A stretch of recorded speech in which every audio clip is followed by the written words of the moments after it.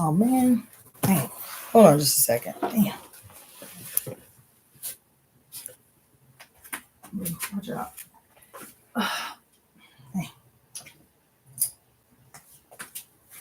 All right. Greetings. My name is Cassandra-Floyd, also known as the Daughter of the Fates, founder of the Temple of Evolutionary Emergence. And today, I'm actually going to read. Last night was insane. It was crazy. And so today I'm reading. Those of you who are tuning in, I am continuing with the read of Beyond God the Father and Toward the Philosophy of Women's Liberation by Daly. For those of you who've been following along, we are on the bottom of page 124. I'm only going to read for a little while because I have to go to work. And I have to leave here. Okay, at like 7:15. Okay, so I got about 30 minutes that I can read. The section on the bottom of page 124 is entitled Heterosexuality, Homosexuality, the Destructive Dichotomy. Radical feminists are fundamentally agreed in the advocacy of total elimination of sex roles. As Ann Coed points out, quote, basic to the position of radical feminism is the concept that biology is not destiny and that male and female roles are learned. Indeed, that they are male political constructs that serve to ensure power and status for men. End quote. The logical conclusion of this is that, quote, biological male is the oppressor, not by virtue of his male biology, but by virtue of his rationalizing supremacy on the basis of biological difference. Radical feminism cannot be simply equated with the gay movement.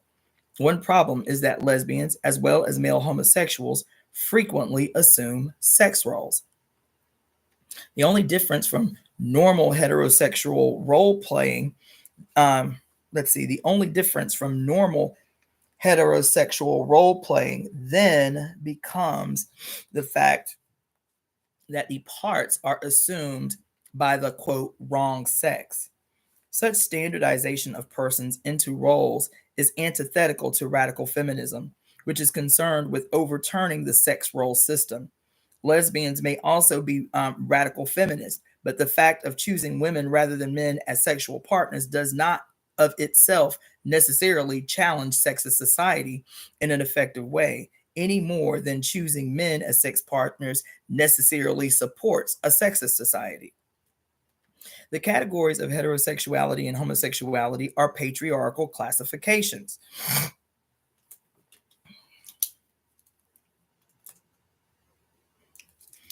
Because men in our society have been socialized to be destructive in their relationships with women, some women have come to the conclusion that authentic personal relationships with men under prevailing conditions are extremely difficult and perhaps impossible. However, doctrinaire insistence upon exclusive homosexuality fails precisely because it is not radical enough for, as Ann Coates shows, it lends support to the notion that it does matter what the sex of your partner may be. At the same time, it would be unrealistic to abstract ourselves from the present historical situation. As Phyllis Chesler points out, quote, at this moment in history, only women can, if they will, support entry or re-entry of women into the human race.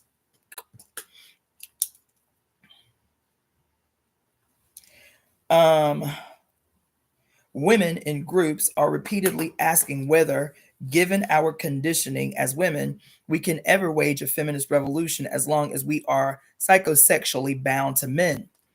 There are no easy answers to such a question. It is important to repudiate the old dogmas concerning sexual behavior, and it is also important to avoid setting up new ones. Male fear and hostility regarding homosexuality reflects anxiety over losing power that is based upon sex role stereotyping. The feminist transvaluation of values involves refusing to ascribe to such categorizations categorizations the validity that has falsely been bestowed upon them. Greetings. By its sex role stereotyping, phallic morality has created the problem of homosexuality, which prevents us from seeing that two people of the same sex may relate authentically to each other. Having created the pseudo problem, it also uses the label as a scare term to intimidate those who even appear to deviate from the norms dictated by role psychology, even when no genital activity is involved. As the authors of an article on lesbianism have pointed out, quote, affixing the label lesbian not only to a woman who aspires to be a person, but also to any situation of real love, real solidarity, real primacy among women, is a primary form of divisiveness among women. It is the condition which keeps women within the confines of the feminine role, end quote. The label then is an instrument of social control. Terrified, many women have modified behavior and even repressed genuine feelings of love, sexual or not, towards other women when this weapon, cut it out, when this weapon has been brandished against them. The point should be not merely to deny that one is a lesbian in the sense of withdrawing oneself from a category which remains uncriticized, or on the other hand, merely to defiantly box oneself into this category, but rather to criticize and exercise the label itself, which in fact makes sense only within the mad world of phallic categories. On the level of an abstract semantic exercise, the process of exorcism is simple. It means taking such a term as homosexual out of the context of negative value judgments and allowing it to mean a deep and intimate relationship with a person of the same sex, with or without genital activity. A value-free definition of heterosexual would be parallel to this. It should be clear that if value judgments are to be made about the relationship, these arise not from biological identity, but from the quality of the relationship. If this much is seen, it also becomes obvious that the terms homosexual and heterosexual are irrelevant to the qualitative evaluation of a relationship. Such a process is simple, of course, only on the level of pure logic. In fact, the words homosexual and lesbian are burdened with a demonic, archaic heritage of negative images. In a non-sexist society in which sexual expression would not be classified according to the stereotypic standards, the categories of homosexuality and heterosexuality would be completely unimportant. Damn, damn, damn.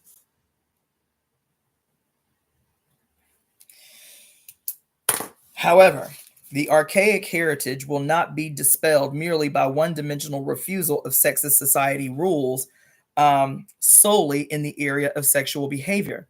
They have to be perceived in the wide setting of patriarchal patterns of estrangement, which have ramifications in a vast array of problems, from the common experience of economic discrimination to the relatively rare but significant problem of transsexualism. An effective refusal of the estrangement spawned by sexism will mean that we avoid fixating on our attention upon one particular manifestation of it to the exclusion of the others.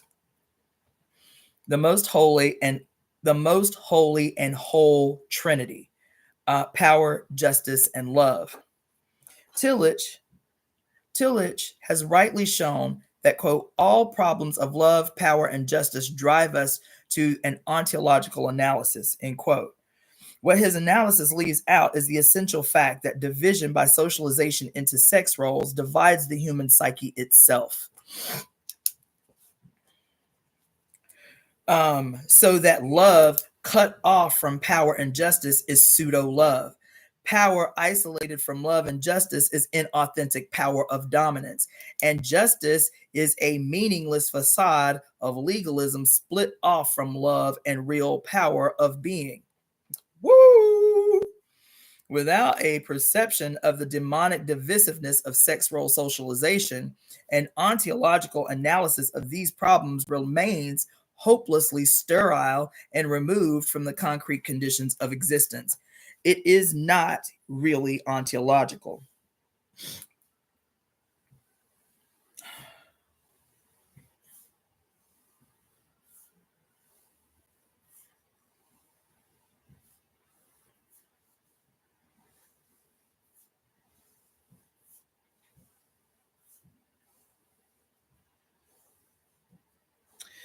Given this multiple divisiveness, love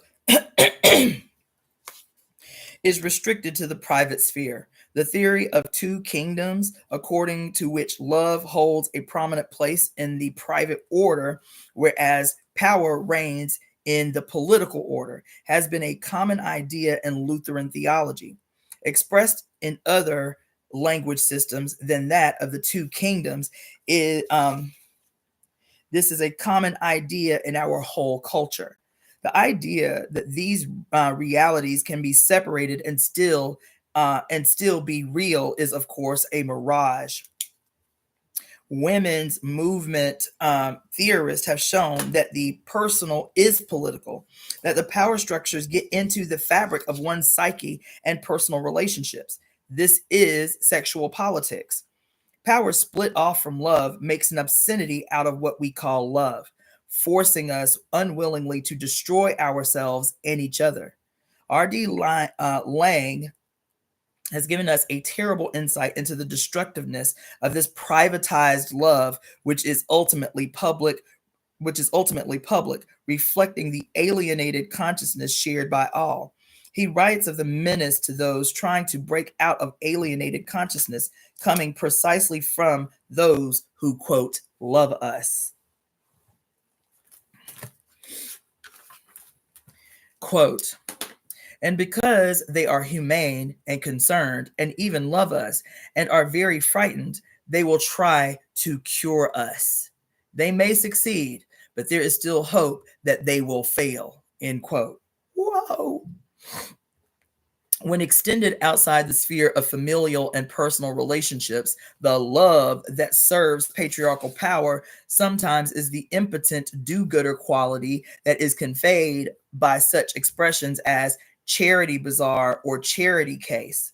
Sometimes it is the mask of absolute violence, as in the case of American love for people of South Vietnam who are, quote, being protected. Ooh. Ooh, shit. Yo. Ooh. Genuine love. I can't do no digressions today because I only got a little bit of time. Genuine love, which is not blindly manipulable by political power of domination, seeks to overcome such power by healing the divided self. Sexist society maintains its grasp over the psyche by keeping it divided against itself. Through stereotyping, it harnesses the power of human becoming. God damn. Damn.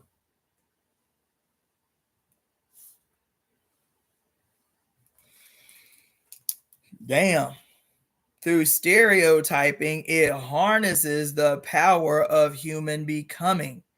It is commonly perceived that on the deepest ontological level, love is a striving towards unity. But the implications of this unity have not been understood by the philosophers of patriarchy. It means the becoming of new human beings, brought forth out of the unharnessed energy of psychically androgynous women whose primary concern is not giving birth to others, but giving birth to ourselves.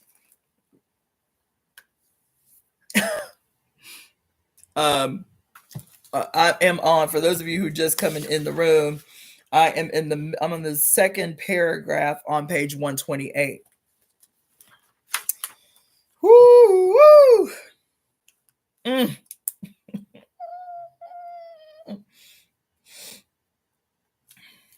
A qualitatively different understanding of justice also emerges when the peculiar rigidities of the stereotypic male no longer dominate the scene. Tillich has written of transforming or creative justice, which goes beyond calculating in fixed proportions. Unfortunately, he tries to uphold the idea that the religious symbol for this is the kingdom of God. I suggest that as long as we are under the shadow of a kingdom, or real or symbolic, there will be no creative justice. The transforming and creative element in justice has been intuited and dimly expressed by the term equity. Aristotle defined this as a correction of law where it is defective owing to its universality. What this leaves out is the dynamic and changing quality of justice, which does not presuppose that there are fixed and universal essences, but which is open to new data of experience. The falsely universal and static quality of patriarchal thought, which allows no breakthrough beyond equity,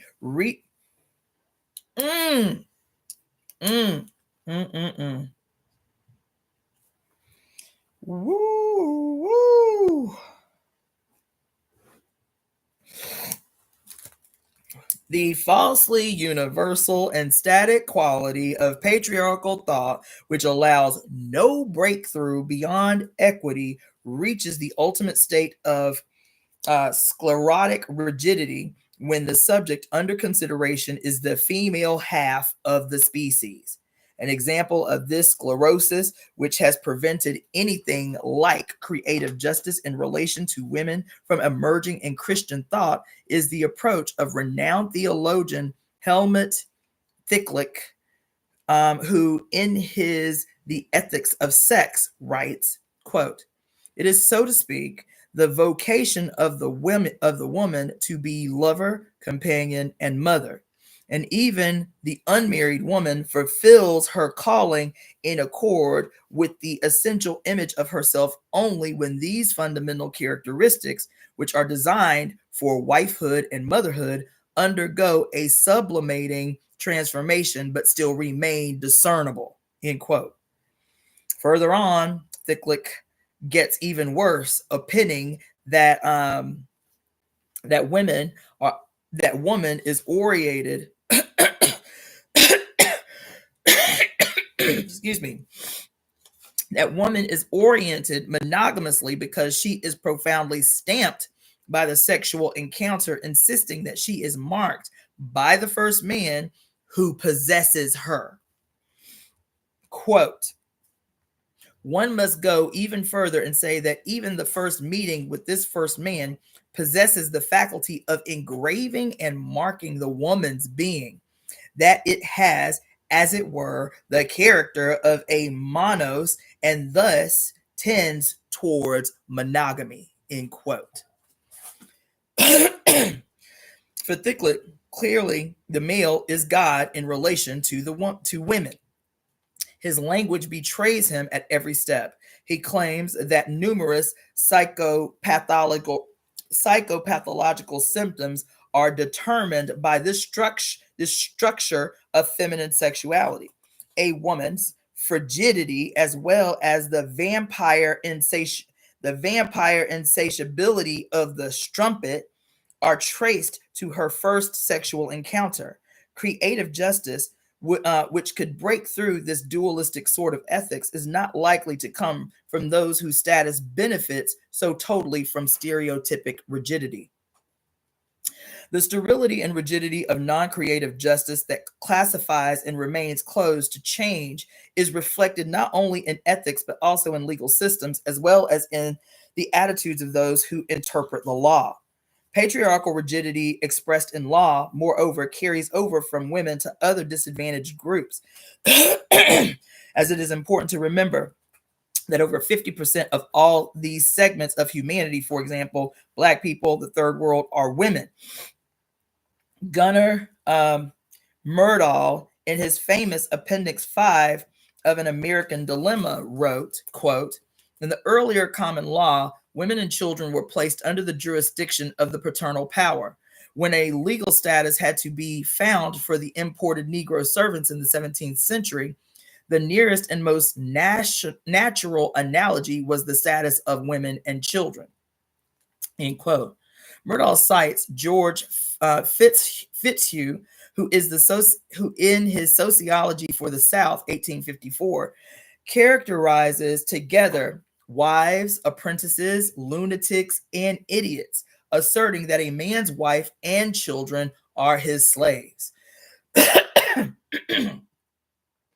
As marginal beings whose authentic personal interest is not served by the rigidities of patriarchal power, women have the potential to see through these. Some men have seen this, of course, but the tendency has been to capture the insight into stereotypes which reinforce the separation of love and justice, and therefore support the demonic usages of political power. God damn.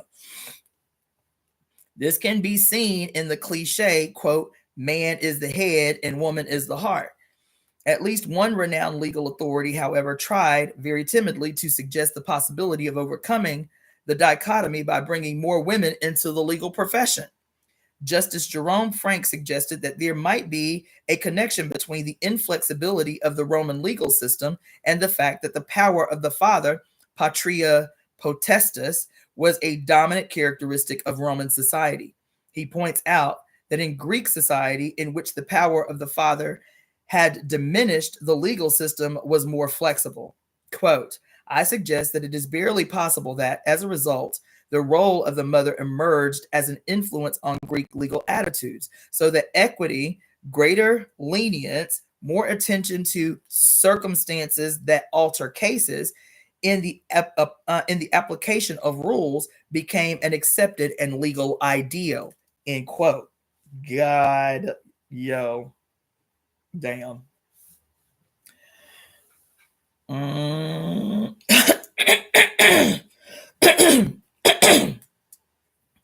Although Frank had tendencies to be both apologetic and stereotypic in his exposition of his opinion that women could bring flexibility into the legal system, his view is hardly totally bereft of insight. In support of it, he cited Henry Adams's passages about the role of Mary in the 12th and 13th centuries. Adams saw Mary as functioning symbolically as the only court of equity capable of overruling strict law, symbolized in the Trinity. The mother alone, quote, the mother alone was human, imperfect, and could love. The mother alone could represent whatever was not unity, whatever was irregular, exceptional, outlawed. And this was the whole human race, end quote. The church has harnessed but not succeeded in destroying this power of diversity, irregularity, and exceptionality by standardizing it into its bland and monolithic image of Mary. It has captured this power of diversity and imprisoned it in a symbol.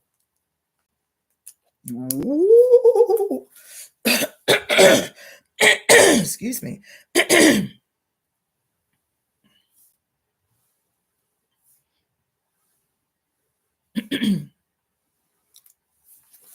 The real diversity and insight into diversity is in existing rebellious women whose awareness of power of being is emerging in refusal to be cast into a mold. The primordial experiencers of powerlessness and victims of phallic injustice, fixed in the role of practitioners of servile and impotent love, having been aroused from our numbness, have something to say about the most holy and whole trinity of power, justice, and love. Grounded in ontological unity, this trinity can overcome rape, genocide, and their offspring, the unholy spirit of war, which together they spirate in mutual hate. women are beginning to be able to say this because of our conspiracy, our breathing together. I cannot believe this.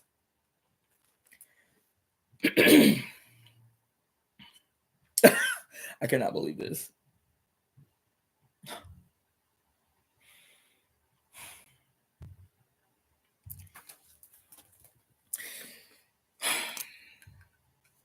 Y'all, I cannot believe this. Let me tell you something. I can believe this. I'm going to stop saying I cannot believe this. Listen, did y'all even hear what just happened? Exactly, Tajali. I founded the Temple of Evolutionary Emergence officially 2 years ago in November. I have been teaching from the Great Cosmic Mother for 4 years. As a consequence of reading the Great Cosmic Mother, I made a commitment to start to acquire all of the book references that she made in the book. The first person that I decided to acquire all of her books was Mary Daly. The first book that we read was Pure Lust by Mary Daly. This book, for those of you who are just coming on, that we're reading now, is beyond God the Father and towards a philosophy of women's liberation. Almost every single book that I have read on my channel, that I've read live on my channel, almost every single book that I have read, when I read it to you, it is my first time reading the book. The only book that I read before reading it to you was The Great Cosmic Mother. I think that's, yeah. Oh, and The Prophet. No, I didn't read The Prophet to you guys. The Alchemist. Those are the only two books. The Great Cosmic Mother and The Alchemist are the only two books that I read anything from the book before reading it to you live. That's why you get the reactions every time I read, because it's my first time reading it too. And what is one of the chief sayings of the Temple of Evolutionary Emergence that I have been saying for 2 years, and this is my first time reading this book? That we do not pray, we conspire. That we do not cast spells, we cast conspiracies. Isn't that what I'm always saying? Isn't that what I'm always saying? That we do not pray, we conspire. Isn't that what I'm always saying? So this moment right now, this fucking incredible moment right now that I am straight tripping off of after that 6 goddamn hour live I did last night on the eve of the last full moon of the year, the day after, and still in the portal energy of the 12/12 portal yesterday, am reading literally verbatim what I have been saying for 2 years. We don't pray in the Temple of Evolutionary the Temple of Evolutionary Emergence, we conspire. We breathe together out loud an oath that is to guarantee the certainty that we are attempting to create. Right? You know what I'm always saying? And in 1973, the last paragraph of this chapter, this woman says, we are beginning to be able to say this because of our conspiracy, our breathing together. It is being said with individuality and diversity in the manner of outlaws, which is exactly what radical feminists are. It is being said in the diverse words of our lives, which are just now being spoken. I know, I get it. I get how easy it can be when you hear, especially such a saturation of spiritual jargon and language that exists in the world. Spiritual jargon is mountainous these days. It is no longer weird.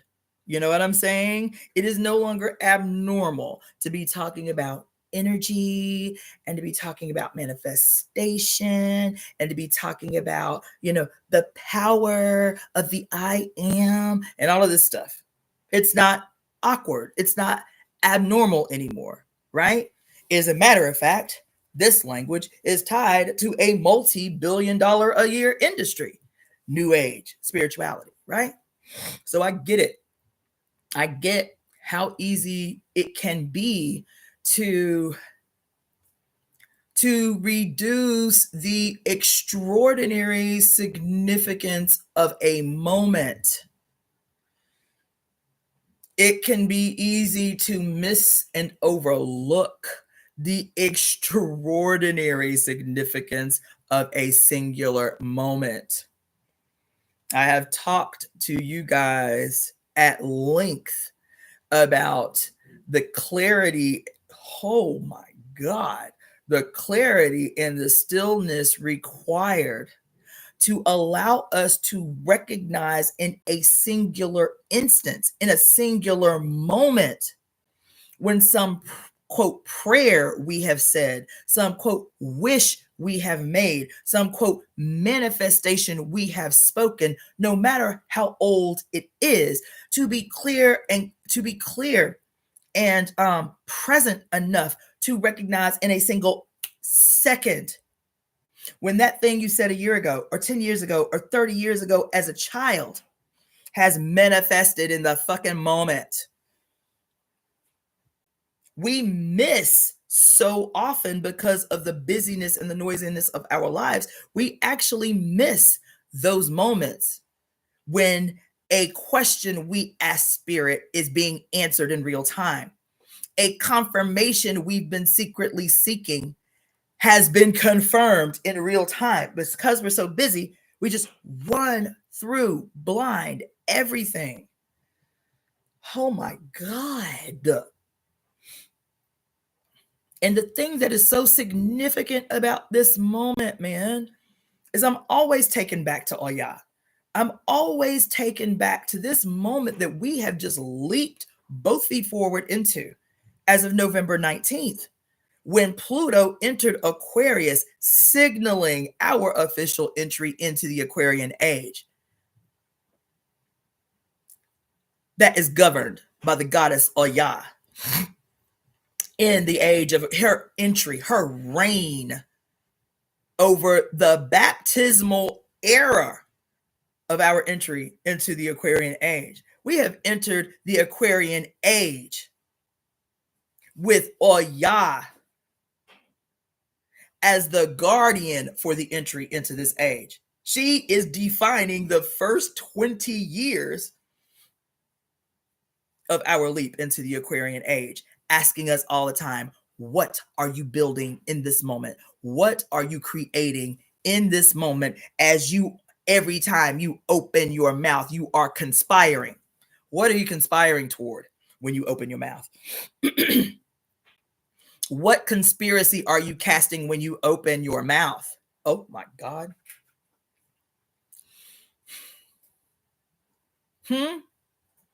What is the power of your respiration contributing to the whole when you open your mouth? Are you deliberately and methodically being present even in the midst of chaos so that you can hear and you can see and you can feel in an instant when a conspiracy that you have cast is solidified and confirmed in an instant? This sentence I just read to you here. Oh my God. Oh.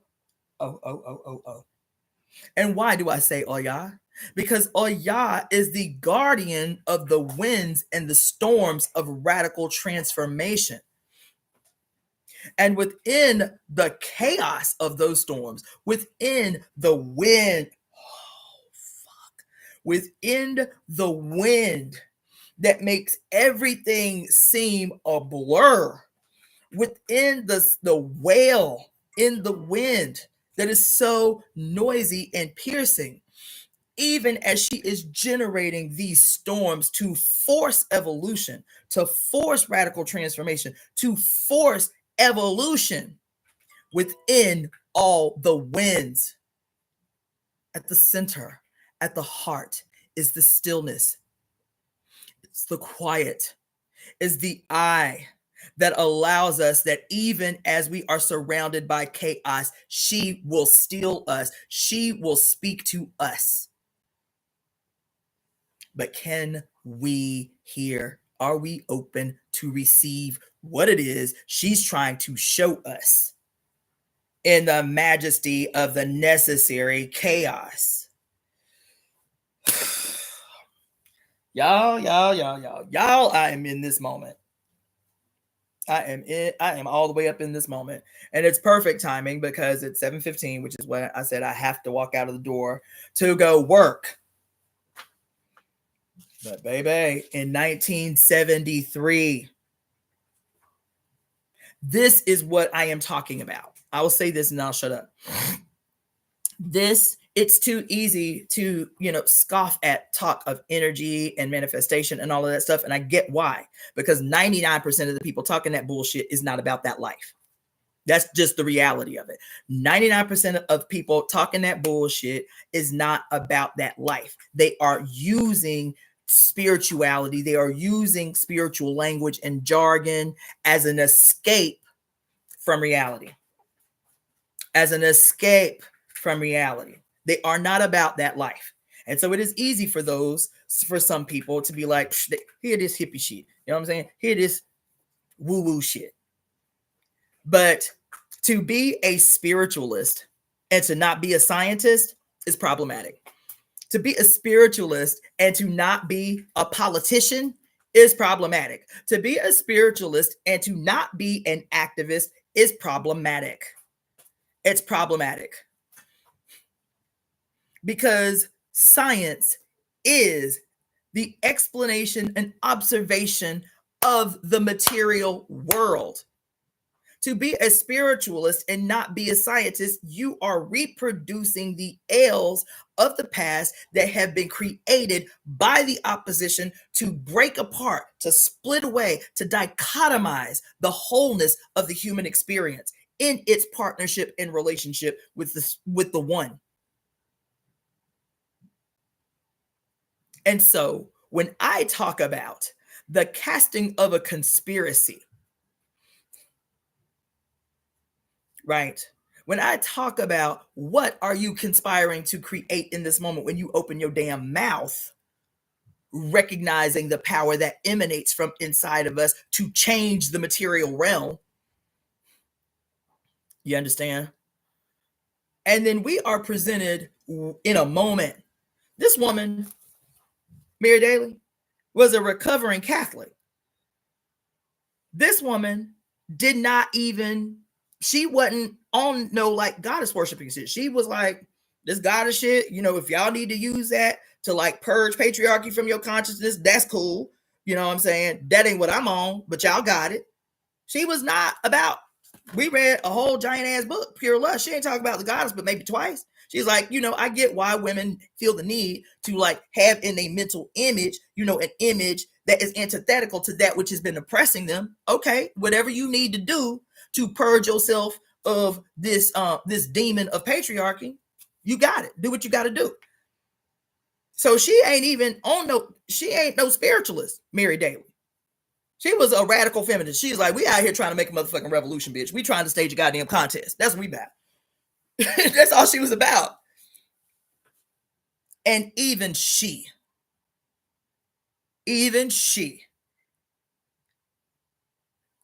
was somebody's tripping on the fact that I said a recovering Catholic. Even she can be used by the mother. Even she can be used by the mother. I've said it about Mary Daly. Yes, she had her problems. We be going in on Mary. We be really going in on Mary because she still had ties to that bullshit and ass bullshit. But this bitch was a witch. She was a fate. And she was a deliberate fate. We all are fates. That's what it means for your impact in the world to change the material world. Every time you come into contact with somebody, you are changing their whole life experience just by proximity of being in their space, right? And so whether we are deliberate, thoughtful, willful fates, or whether we are passive, unknowing fates, we still fates. This bitch was a deliberate fate. And whether she identified as such or not, this bitch was a witch. This bitch was a sibyl, casting a web into the future in every direction, certain that even if she died unknown and unrecognized, that what she had casted was going to show itself at some time, that the strands that she had casted were going to cross other strands at a significant and pivotal point in human history in the future, that was going to make what she penned through the mother's will have an impact that it didn't have at the time that she wrote it. And every single pure lust, it happened so many times, but even in this book, where we have to take pause and acknowledge in the stillness and the clarity of the moment that this spell was cast. This spell, this conspiracy, this book, this conspiracy that she wrote in 1973 is taking root. Not taking root. It's blooming right now today with these black ass bitches and these black ass women of color not knowing why they feel compelled to be the fuck up on here listening to this long deceased old white woman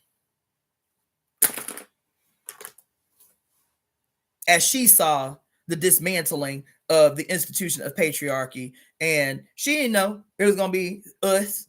She didn't have to know. What she did without knowing was comply to the mother's will. That's what she did. Child, I'm having a whole ass moment right now. I'm having a whole ass moment. I don't want to go to work because I want to be in this moment, in this motherfucking portal we sitting in. That's the end of the chapter too. This is fucking extraordinary. This is fucking extraordinary what just happened. And I hope that after rewatching it, you will understand the fucking gravity of what just happened on this call. Y'all will understand the gravity of what has just happened on this live. Because I told you, those of you who participated, those of you who were with me on November 19th, on the day that Pluto entered into Aquarius, and we pulled that jack move on that mountain here in Los Angeles. And I told y'all, be mindful. Check the news headlines every day. Whoever's name you threw in the motherfucking pot, be Googling their names every day for evidence that your conspiracy has worked, that your conspiracy has taken root. And within that first week, I know I got 7 emails from y'all. This is the motherfucker whose name I put in the pot. Oh my God. I told you the defining attribute of this union between Pluto and Aquarius, between Oya and Shango, is going to be so much more radical than we can even comprehend. And are we ready? That's the question. Are we ready to receive with belief, not disbelief? Because what did I say when I first read that sentence? I was like, oh my God, I can't believe this. And then I had to backtrack that. I absolutely can believe this. Not only can I believe it, I fucking receive it as the evidence of the fulfillment, the request for confirmation. The request for confirmation. Is this what I'm really supposed to be doing with my fucking life? Am I suffering from delusions of grandeur, or is this really the mother's call for me? Child, this shit happened tonight. This shit just happened tonight. God damn it. And this kind of shit, and the shit that happened all the way through 2 weeks of that conspiracy that we cast on that goddamn mountain, that fucking crazy ass ritual we conducted on top of that mountain, there is going to be more rapid and bigger than we can imagine incidences like those. And are we ready to receive it? Are we open to believe with our eyes that we did this? We did this. What we're seeing right now, no matter how big it looks, we did this. And we can mark the moment when we did it. We can mark the moment when we said it out loud in one voice. Yeah. This is what the acquisition of power looks like. This is what Mary Daly calls the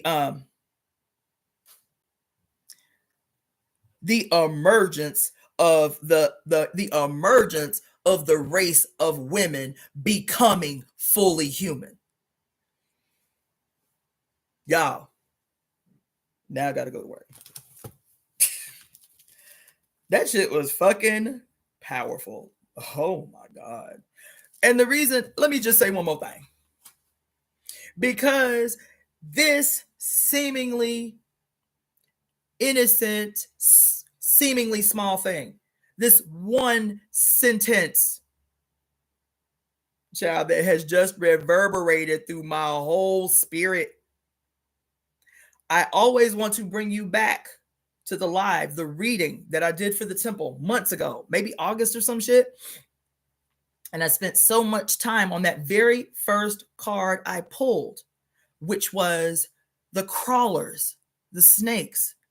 And the whole energy of that card was to always be aware of the majesty of the mundane, of the sacredness of the small. That we have a bad habit of reducing in significance those things that present tiny or small. We have a tendency to make them unimportant because it's not surrounded by fireworks, or it's not massive, it's not big, it's not showy. And this card said, in all things, be mindful of the majesty of the small. Be always aware of the majesty of the seemingly mundane. There is the magic. Because what does she say? The small, right? The reviled, right? What does she talk about? She talked about maggots and gnats and flies and shit. The shit that we hate. Ooh, bugs. Ooh. She talks specifically about those things that we view with revile, that we reduce to insignificance. What does she say about the crawlers, the maggots, the worms, and all of that shit? She said they are minute and mighty. They alone are capable of transforming the major into the minor. They alone are responsible for breaking down the macro and reducing it to the macro. That's this moment. God damn it. That's this moment. That's this moment. Woo, woo. Yo, that's this moment. So now I have procrastinated long enough. Now I got to call these people and tell them I'm going to be late. But yeah.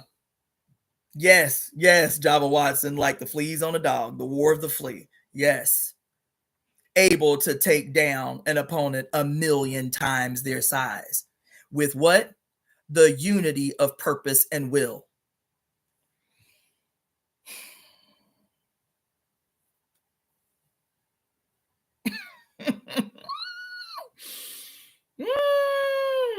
Oh my God. I'm so grateful for this moment. Oh my God.